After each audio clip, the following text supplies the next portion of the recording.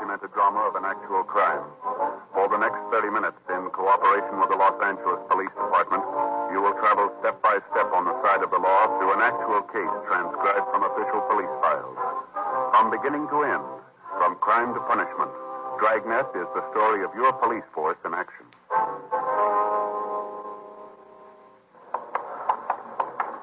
It was Wednesday, October 3rd. It was warm in Los Angeles. We were working the day watch out of Juvenile Division. My partner's Frank Smith. The boss is Captain Stein. My name's Friday. It was 1:47 p.m. when we got to Adams High School. Chemistry class. You the police? Yes, sir. It's my partner Frank Smith. My name's Friday. I'm John Lane. This is my class. What little there is left of it. Have you seen Mr. Barlow? Yes, sir. We talked to him when we came in. I think he's in the clinic now. He said you could give us the stories, all right? It was the Lambert boy. He came into class about 5 minutes late. We were just starting the lecture on analysis. I told Douglas to take his seat. He said something I couldn't hear, but he went back to his place, and I went on with the lecture. Mm-hmm. I guess it was about 10 minutes later that the commotion started. The first thing I knew about it, Larry McLean started to yell at Lambert, said something about keeping his mouth closed. Mm-hmm. Then Lambert said something about McLean minding his own business. I started off the platform to quiet things down. By the time I got to Douglas, he'd hit McLean. After that, it's all a little confused. Flying apparatus, chemicals being thrown all over the place, glass breaking. The whole class seemed to explode. Well, were the other members of the class fighting, or were it just the two boys? It seemed like the whole class was fighting. At the time, it seemed like the whole school was in the room, all throwing things. Mm-hmm. Finally, I got the Lambert boy aside, and then the fight seemed to stop. In the meantime, he'd thrown a bottle of sulfuric acid at McLean, burned his face and his chest. The ambulance took him to Georgia Street Receiving Hospital, and a nurse here gave him first aid. Well, do you have any idea what started the argument here? No, I'm not sure. As I got it later, it seems that Douglas made some remark about a young girl working next to him. I didn't hear it, but I gathered that it was a pretty filthy statement. McLean heard it, and that's when he told Douglas to keep his mouth closed. Mm-hmm. Lambert is known as the sort of troublemaker, then, is he? Yes, and it's so hard to understand. Sir? Well, up until just lately, I'd say the last 2 months or so, he was a model student. He had a straight-A average. I wonder if we could see the boy. I guess so. There isn't anything much I can do here. Terrible. It'll be a couple of weeks before I can hold a class in here again. Terrible. Yes, sir. The clinic's down here. Have you any idea what might have caused this change in the Lambert boy? Oh, I have my own suspicions, but he's only 15. It's hard to believe. What's that? When he came into class today, I think he was drunk. Oh, why do you say that? I noticed that when he came into the room, he wasn't very steady on his feet. It has to be something like that to make him do this. Then, too, when I grabbed him when they were fighting, I thought I smelled liquor on his... Oh, we go in here. All right. Here's the boy. Douglas? Yes, sir. These men would like to talk to you. Yes, sir. They're from the police. Mr. Friday and this is Mr. Smith. Hello?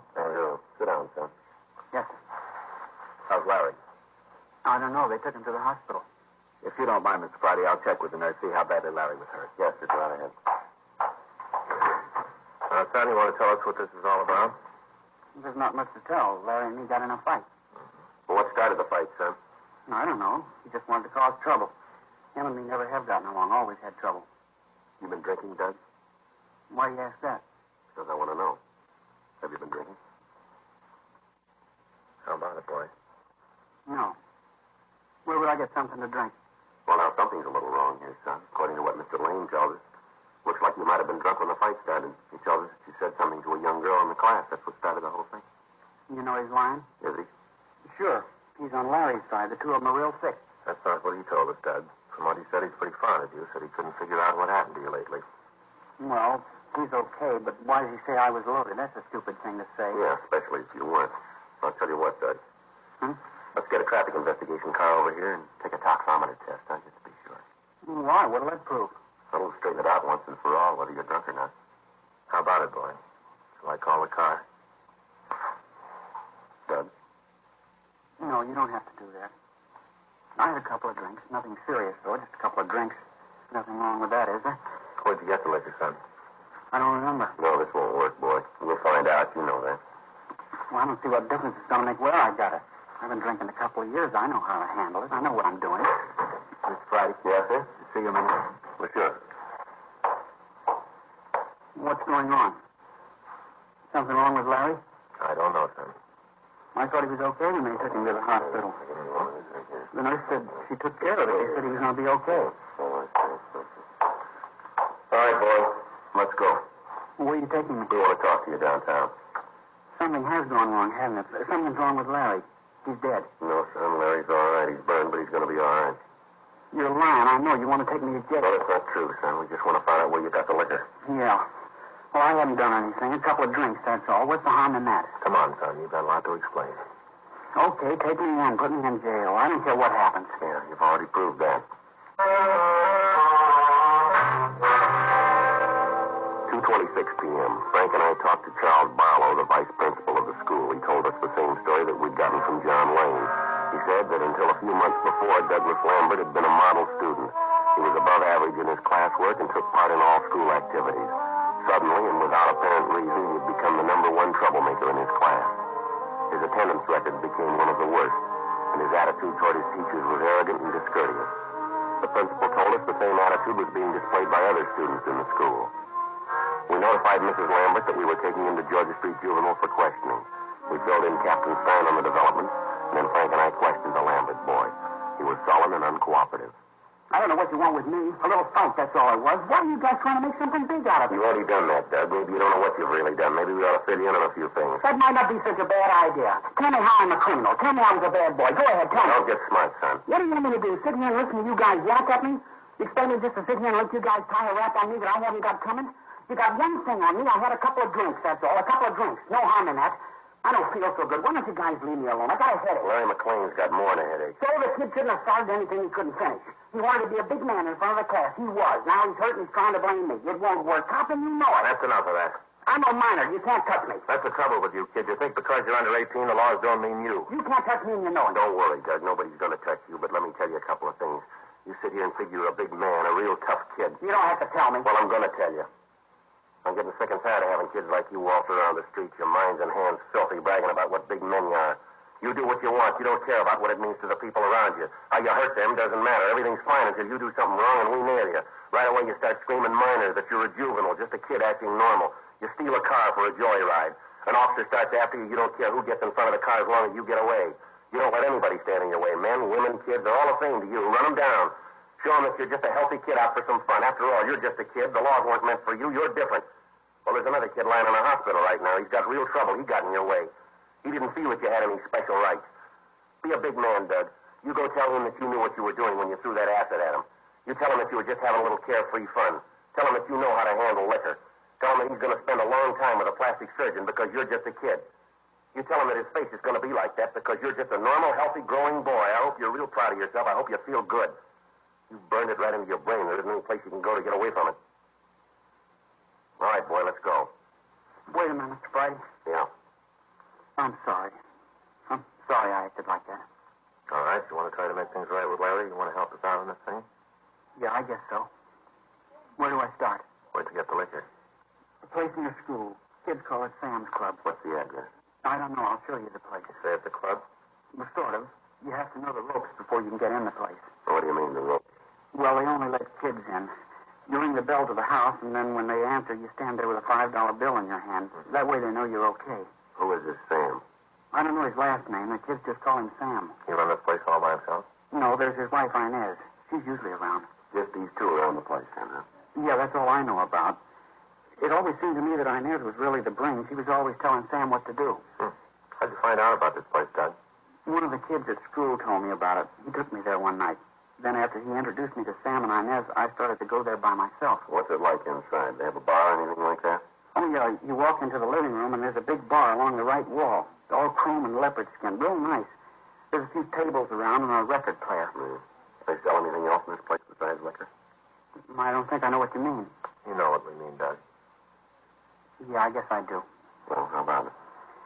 Well, yeah, you can buy tea if you want it. This $5 routine, what happens to it? Well, drinks are 6 bits apiece. 6 or $1.50. If you want to give them the 5 as you come in, then have as much as you want. Otherwise, you pay for each thing as you get it. You ever smoke marijuana? Well, almost all the kids there do. How about you? If you don't, the other kids call you a coward. We still haven't answered the question. Yeah, I've smoked it a couple of times. Can you give us the names of the other youngsters who go to this place? Well, wait a minute. I'll help all I can, but I'm not going to be a squealer. I don't think it's squealing, Doug. Yeah, well, you don't have to give them names. Why not look at it this way, boy? You got trouble because of this Sam and Inez. Now, the same thing could happen to one of the other kids that go to this place. You want that to happen? No. Well, the best way to see that it doesn't is to tell us all you know about the place. Isn't that right? I guess so. I'll give you the names. Do they allow girls in this place, too? Yeah, as long as you know the $5 bill gimmick, anybody can get in. They allow adults? No, if they figure you're over 18, they won't let you in. Especially at the Saturday night parties. What kind of those? Every Saturday night, Sam and Inez throw a party. For $5, you get all you want to drink and smoke. Sam told me once it's a good business. Makes for better customer relations. Mm-hmm. You ever see any other narcotics on the premises? Well, I've never actually seen any myself. I've heard that if Sam or Inez know you real well, you can get a pop of heroin. But like I said, I've never seen it myself. Most of the kids that I know, the ones from school, just go there for drinks. Anything else you think we ought to know? No, nothing that I can think of. How about these two? Either of them drive a car? Yeah, Sam has a little Nash Rambler, dark green. Once in a while, when we stay over at lunchtime or when we're late getting home, he drives us home or back to school. All right, Doug. Your mother ought to be here by now. If we need your help in getting Sam and Inez, we can count on it, huh? Yeah, I'll help all I can. Okay, son. Let's go. Say, Sergeant, Yeah? I'm sure sorry about the way I acted. Really made a fool of myself. I hope you'll forgive me. That's all right. But you'd think there'd be an easier way, wouldn't you? What's that, son? To grow up.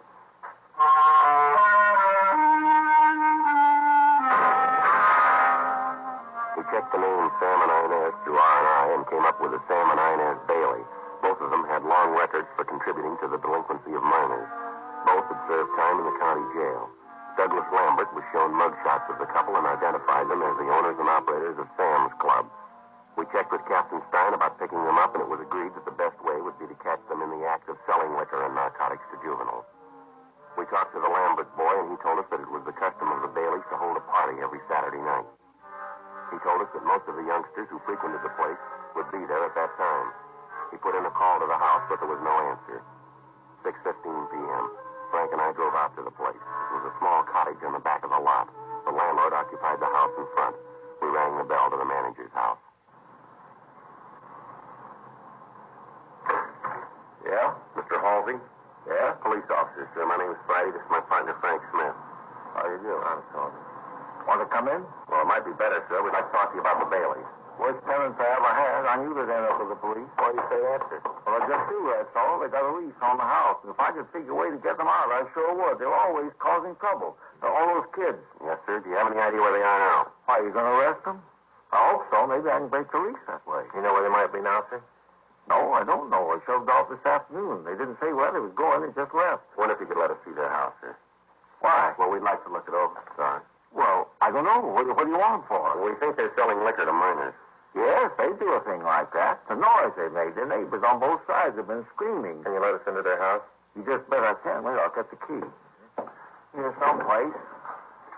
Let's, put one of those little key rings. You know the kind with the rabbit's foot? That's it. Sorry to keep the officers waiting. I know I'm always away. If you want something, you can always lay your hand right on it. And then when you're looking for it... Oh, here it is. See, the rabbit's foot. Well, you can go out the back door this way. Well, what are you looking for? What do you think you're going to find back there? We're not sure, sir. Frank. Yeah, Joe? You want to stay out here and let us know if they come back? Yeah, I'll wait in front of the house. Yeah.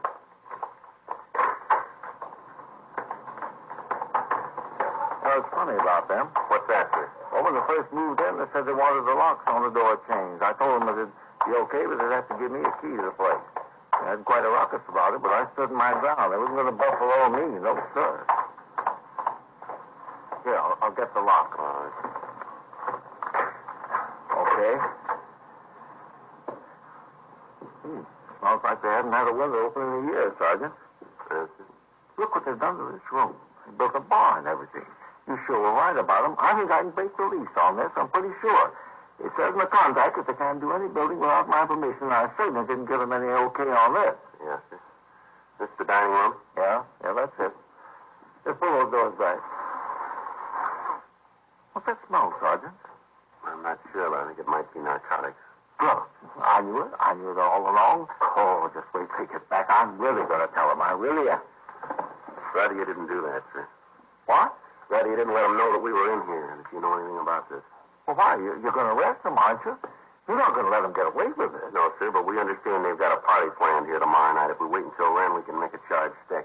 Oh, you mean they're going to have a drunken ball? The kids here smoking marijuana, taking heroin and stuff like that? Well, we're not going to let them go that far, sir. We're going to need your cooperation here, Mr. Halsey. Well, what do you want me to do? Well, sir, we want to install listening equipment in here. We'd like to use your house. You mean you're going to bug the place? Well, yes, sir. We'd like to put in microphones. Well, will it hurt the property? I mean, would you have to put nails in the walls, stuff like that? No, sir, I don't think so. Oh, well, then you can do it. Yes, sir, I want to help, Sergeant. That's the trouble with people nowadays. They don't want to help.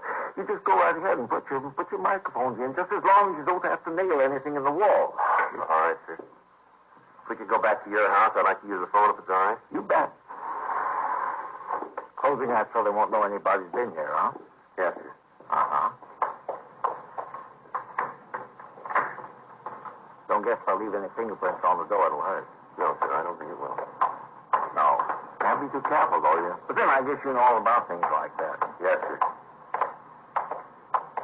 I'll go around front and get my partner. Yeah, sure thing. You fellas all work in teams like this? Yes, sir, most of the time. Well, I never knew that before. Do you have any idea at all where the Baileys might have gone? They give you any indication at all, sir? No. No, I saw them leave this afternoon, just got in the car and left. Did they take any luggage with them, suitcases, would you know? Not that I could see, no. Uh-huh. You find anything? Yeah, the bar's in the living room. And what the Lambert kid said was true, huh? It looks that way. How long drop of dope in the dining room? How you open the door and smell the fumes? Marijuana? Yeah, it smells like that. Find anything? No, I didn't go over the place too good, and I thought if we were going to wire the place, we'd better get on it. Yeah. If we could just use your phone, sir? Oh, yeah, you bet. Come on in.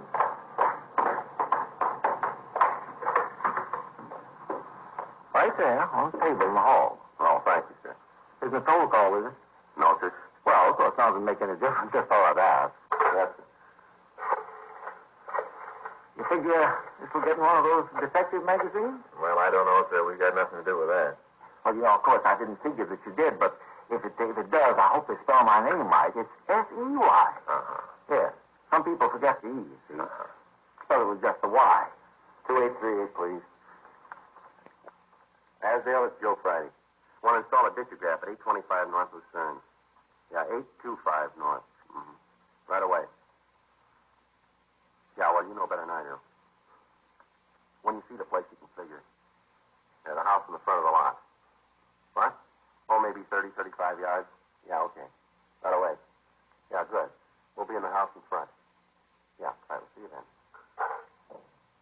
All set? Yeah, Asdale's coming right out. Good. You say, Sergeant, Yes, sir? I just happened to think of something. Might not mean anything. What's that, sir? The other day, I think it was Monday. Yes, I'm sure it was Monday because I just come back from the law. I always pick up my stuff on Monday. Yes, sir.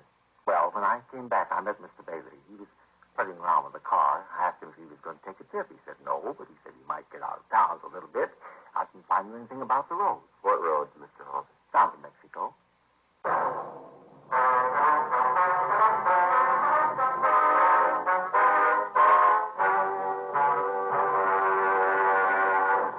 You are listening to Dragnet, the authentic story of your police force in action. And now, a report.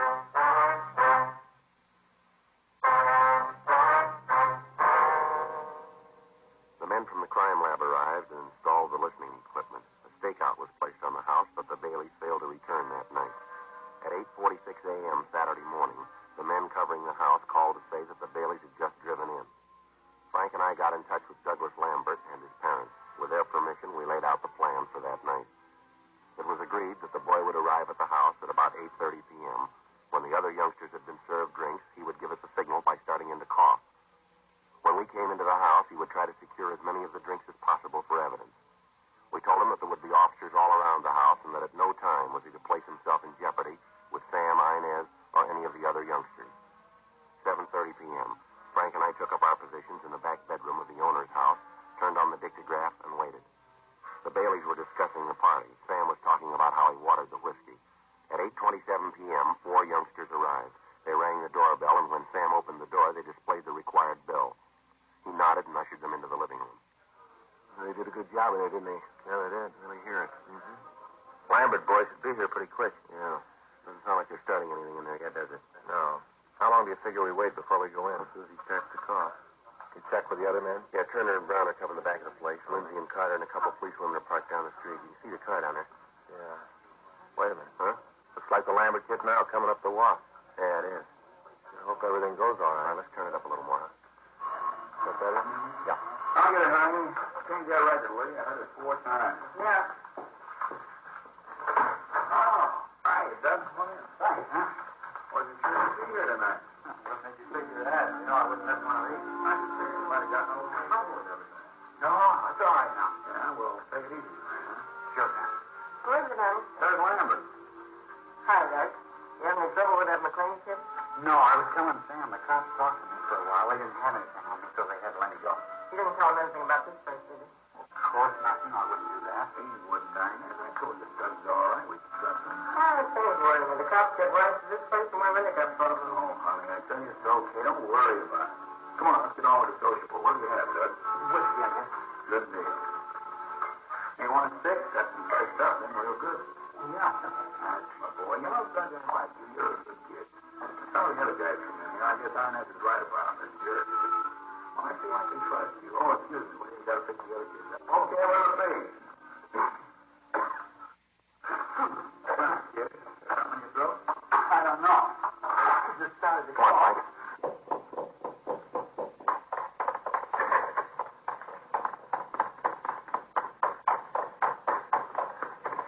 Door's locked. Let's hit it. What's going on? Who are you guys? Police officers, you're under arrest. What for? What are you trying to pull? Hold it, everybody, right where you are. Did you hear it all, Sergeant? Yeah, Doug, we did. Hear what? You in on this, Doug? I told you not to trust any of them. I told you, but you wouldn't listen. You want to kill the phonograph, Frank? Where do you get the marijuana, Doug? Out of that drawer, there in back of the bar. There's nothing there. Right here, Doug? It was way in the back. Shut up, you. Al. What about these, Sam? I don't know what you're talking about. I never saw those. All right, mister, let's go. I'll get Turner and Brown. They can take care of the kid. Right. You and your ideas. I told you we shouldn't have come back. I told you. Oh, knock it off. Shut your mouth, will you? I told you last night we should have kept driving, but oh no, you figure we got a sweet racket here. You don't want to change it. It's good, you said. Yeah? How does it look now? Look, I'm telling you, take it easy. All right, let's go, huh? It's the way it is, Sergeant. Try to make a living for a woman, make things nice. The first time something goes wrong, she starts to squawk. Never failed. You're riding high, everything's fine. Him and his living, always trying to build something up, always trying to figure out a way to beat the game. One big deal, one big thing to set him up for good. Yeah, well, I think he made it this time. Let's go. The story you have just heard was true. The names were changed to protect the innocent. On January 14th, trial was held in Department 89, Superior Court of the State of California, in and for the County of Los Angeles. In a moment, the results of that trial. Samuel G. Bailey and Inez R. Bailey were filed on under the Health and Safety Code, Section 11,500, possession and sale of narcotics, and found guilty on 1 count. They were found guilty on 2 counts of contributing to the delinquency of a minor.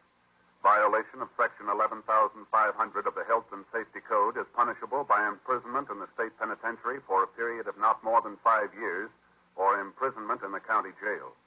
Contributing to the delinquency of a minor is punishable by imprisonment in the county jail for a period of not more than 1 year. The boy, Douglas Lambert, was made a ward of the juvenile court.